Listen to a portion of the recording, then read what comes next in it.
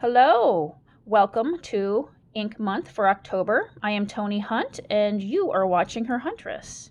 Today is my first ink video and we are going to be discussing alcohol ink.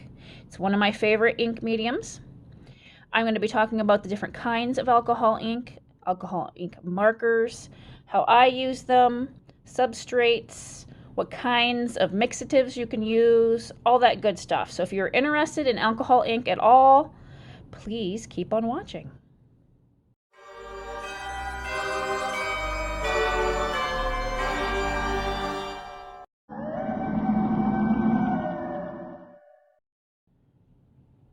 We're going to first talk about alcohol ink in bottles. There are many manufacturers, and I'm just going to talk about a handful today that I have, but I know there's many more. So I have Marabou, Ranger, Keelty, Brie Reese, and Pinata. All of these brands work well together, I've found, but they have different properties. So get to know what kind of ink you like and what you're using it for is my only advice. This is how I store my alcohol inks because I have quite a few and I like to display them all at once. You can put them in containers. They make, I think Tim Holtz or Ranger makes a nice little like tin for them. This is how I like to do it. I think this is actually for like tattoo inks. But the only bad thing is my Marabous. They'll fit in here, but these lids just don't fit very tight, and then my stuff leaks out, as you can see. Yeah, it's leaked out the top of most of my Marabou inks and made messes. Now, I suggest you make swatch cards for your inks, and this is how I do it. I have all my little testers on this ring, and I have them named with what kind it is. I do a bead straight. I paint it without any additives, and then I do a little swatch with some alcohol to thin it out.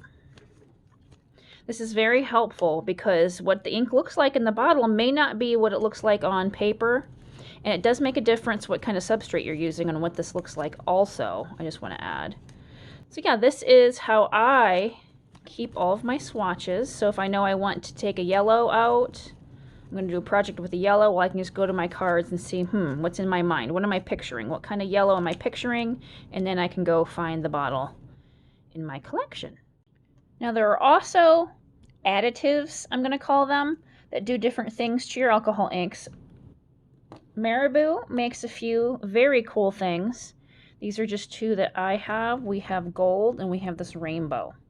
So the gold you can add to different kind of colors to give it some gold flecks or tint it gold. And then we have the rainbow. And what this does is add an iridescent sparkle to your ink. This is the rainbow swatched out. As you can see, it doesn't have its own color. It mixes in with your alcohol ink to do something. So this is it straight up. I mean, look, it just gives you a very nice iridescent look to your alcohol inks. You can use it by itself if you like, but like I said, you can't really, there's no color to it. Here's the gold. It has a little more opacity, but not really. Once you thin it out, it's really just the gold shimmer. It doesn't have enough pigment on its own. So I really just, when I use this gold, it's just to mix with other colors. Now on that same line, Ranger has these mixatives, and these are a little different. These do have their own pigment, I'd say, to them. They're a little more opaque. And I use these for mixing also. Let's talk about this white. You can't really tell on white paper, but this is really pretty on black Yupo paper. You could use it by itself, or you can mix it with other colors to lighten them. But this will make other colors show up on black substrates. It's really cool. It kind of works a little differently, and it doesn't blend as well with alcohol, but you just got to get used to using it. Now the mixatives I use in different ways. You can mix it with your alcohol inks, or you can use them on their own if you'd like. They are very opaque. But these are made to mix in. So if you're using this with, say, a purple, you'll get a silverish purple color that turns to a pearl. Now, there are pearl colors that Ranger makes on their own. You have to shake them up quite a bit. But really, I think these mixatives almost make any alcohol ink into these pearls. This just allows you to control how much pearl you're adding. And then there are these guys. I got these last season. I think these are pretty new to the Ranger line. These are alloys. These react much different than the mixatives. These are made to break apart and clump back together. What does that mean? Am I crazy? Right? Well, let me try to show you with just these swatches. I know this is silver, but this is the mixative. As you can see, it's very opaque. And this is the alloy. It kind of looks clumped up and a little foilish, because once you add this to your alcohol inks, this actually clumps back together and makes veins. And really the only way I can demonstrate that is actually showing you in real time, which we will do later. But this will help you get this effect. Now this effect was made with a foil paper. When the ink was sticky, I put a foil paper over it and rubbed it, and we get this effect. And this is what I used to do before these alloys came out. But now these alloys give us the ability to create this effect without having to add a foil paper on top. It'll do this automatically. It'll clump together and make these really pretty, neat looking silver and gold effects. Let's discuss markers real quick. I have a few of these. Now, I don't use alcohol ink markers for illustration in the traditional way. I use them to add little details to my alcohol ink works. So I will use my markers to do stems and little leaves. If I need to add any other little detail, that's what I use my alcohol ink markers for. You can use them along with your loose inks. And of course, a whole bunch of people make alcohol ink markers, but the ones I use are this Firefly. These are an off-brand, affordable kind. Spectrum Noir, Marabou, some kind of Neo Pinko color, Tombow, and then everybody's beloved Copic. Now I do have to agree the Copic markers are very nice. I prefer brush tips, obviously, because I'm doing paintings with mine. But for what I use alcohol ink markers for, the off-brand work just as well as the expensive ones. If anybody wonders, this is my very favorite marker. It happens to be a Copic because it is in Spanish olive, which I use a lot for stems and stuff. I store all of mine horizontal. Nice little tip there. All right, now we have to talk about how we blend these inks. And there's a few different things I use along with my alcohol inks. We're going to start with the obvious, alcohol. I usually have a spray bottle sitting nearby my work, and these little things are very nice to use. It's got these nice little tips that are thin. You can get these from any hobby store.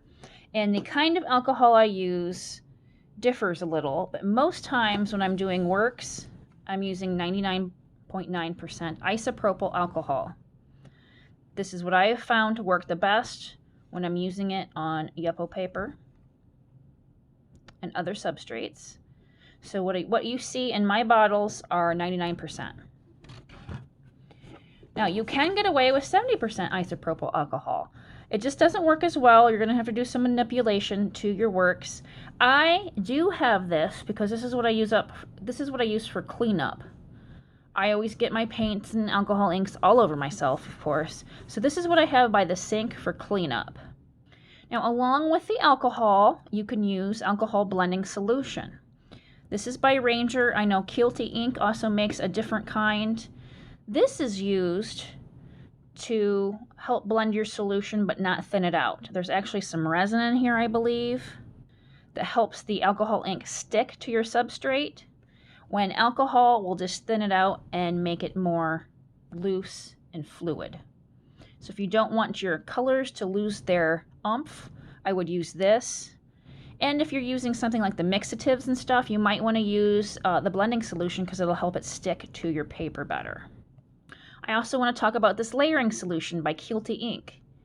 This is such a game changer. I'm not sure what kind of sorcery these people put into this, but this is something else. Alcohol ink will lift when you add other alcohol inks or alcohol on top. It's just how they work. That's what makes them fun to work with. But this right here will almost like seal it. So you have a layer of alcohol ink and you have this pretty flower and you don't want it to get messed up by anything. So you'll use a very thin coat of this. I use a brush. You paint your flower with it. Let it dry, and then you can actually add other alcohol inks on top of it and alcohol. Not an extreme amount, but just to work near it or even layer some on top. This will work great. Now, if you put straight up alcohol on top of that and let it set, I don't know how it would fare. But yeah, if you just put a thin coat of this on a piece of your work, you can actually layer other things on top of it and not disturb the bottom layer. This is a game changer for me and really changed the way I could work with alcohol ink. I will leave their website down below because I believe they have a US distributor now. When I first got them, it was from across seas and it took a little while. But yeah, I think you can get them pretty easily in the US now. And real quick, I wanted to touch on this. This is an alcohol lift product. It's a stamper, like so. I've got some re-ink solution. I use this if I have like a really neat looking background I did with alcohol ink and say I want to stamp a butterfly on top of it and remove it. That's what this is for. So I use this with stamps. I'm sure you can use it in many other ways, but I'll take a stamp, get my alcohol lift on it, and you stamp it down on your background, and then you can actually take like a towel and wipe it off. It's pretty cool to see how it just lifts. It's a great way to make impressions in your alcohol ink by lifting the ink off and making something white. Here are some other things I wanted to quickly mention that I use a lot. To move your ink around, to get those loose flowers, you have to use air. You can use a straw and blow through it to get that effect. I don't choose to do that because alcohol is a little potent. And if you do that too much too close, I mean, you could get lightheaded, so I suggest not to do that. Instead, get these air manipulator things. You can use a little baby, what are these, baby snot suckers? I don't know what you call these things. This is a little hard and stiff, and you don't get quite the effect. But if you're in a pinch, you can use this. I think I got this on Amazon. And then this is the one that Ranger or Tim Holtz came out with. Very nice. I'll probably use this today in my videos so you don't have to hear the air. But I do use an airbrush to move out alcohol ink. And then sometimes when I want to dry it real quick, I use the little embosser thing here. Some other things you'll see me use when I do backgrounds, I use this beauty sponge sometimes with ink. I use any kind of sponge, natural sponges. You can get some really neat texture for backgrounds. I like to mix my inks in these little cups used for tattoo inks. They're silicone, so they're nice and sturdy and don't move and spill. And I'll have a whole bunch of these out making different colors depending. I always have a pipette nearby to move my colors from my little cups onto my work. If you need to dot pure alcohol or color, I use these little things. These are dental tools. This is also a dental tool to make little details. Can you see that? And then you can get these little things. They've got like foam on the tip, and you can use to rub, lift, or distribute the alcohol blending solution, lift, medium, or the alcohol ink itself. So I use it to tint my geode coasters. This is a nice dark blue. And here's like a brown one. So I use different colors in my resin. Or the other way I use them is on Yupa paper and other substrates. Let's go through these real quick. And I got these on sale. These are little boards that have been covered in like a plastic, very thin plastic. I've already done some backgrounds on these ahead of time. I don't have any pure white ones right now because I've colored them all. Along with the line of boards, this is from Ranger. These are actual boards that are coated with like a plastic. These work very well and are very sturdy if you want to make coasters or something. These will work. They're a little pricey, so I try to get them on sale. But these work really nice. The Yupo papers, I usually get mine from Ranger, the Tim Holtz line. I said other manufacturers. Who is this from? This was a Brie Reese. And then you got the specialty papers. You've got black. And this is where you can use that snowcap white or maybe your metallics and pearls to make some really cool effects. And this is the same as the white, it's only black. And you got your sparkle papers. And I believe this one's already marked up, so I'm not finished with this, but this is what the sparkle papers look like. And you can add your inks on top to get some really cool effects.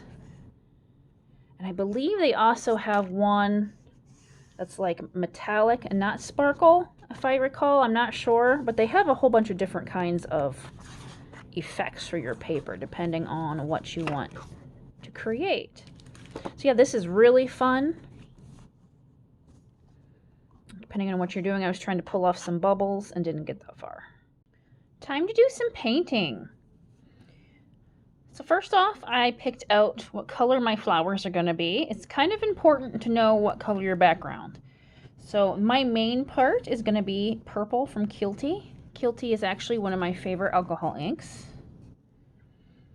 I've got some Boysenberry by Ranger to add in here and there just to break things up. So I think I'm going to go with the Forest Green by Kilty. I think this green is going to make this purple pop. And then when I'm doing the background, I'm going to add in some of these colors to be very faint just to tie the whole thing together. So let's get going on the background first. With the background, we're going to want to do a very light wash. So we're going to add 1 drop, oh, maybe 2. There we go. In our little silicone cup.